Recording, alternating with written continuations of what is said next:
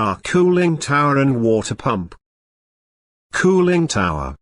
Cooling tower serves to cool down the temperature of condenser water that will be used to absorb heat in the refrigerant at the condenser. It consists of several components which are motor, sprinkler blade, water fin, water reservoir, buoys, and make-up water tank. From the condenser in chiller, condenser water flow to the cooling tower with the help of a centrifugal pumps.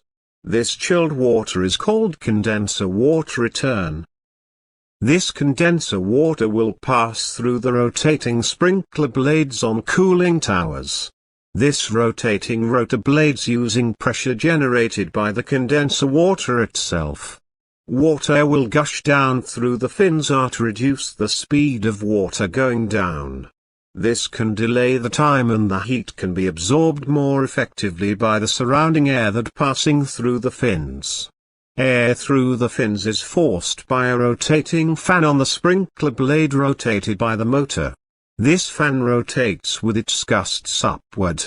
This will cause the air to move from the bottom to the top of the cooling tower where it is opposite to the flow of the condenser water.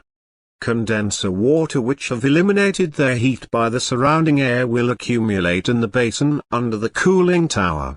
Condenser water that flowing out from cooling tower to the chiller is called condenser water supply. This condenser water will flow back to the chiller to continue heat absorbing work from the refrigerant.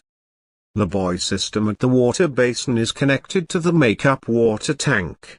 It works for adding water when the water level in the basin decreases at certain level due to evaporation. This condenser water cycle will continuously flow as long as the centrifugal pump is in good working condition. This explanation hopefully will enhance the student comprehension regarding the system.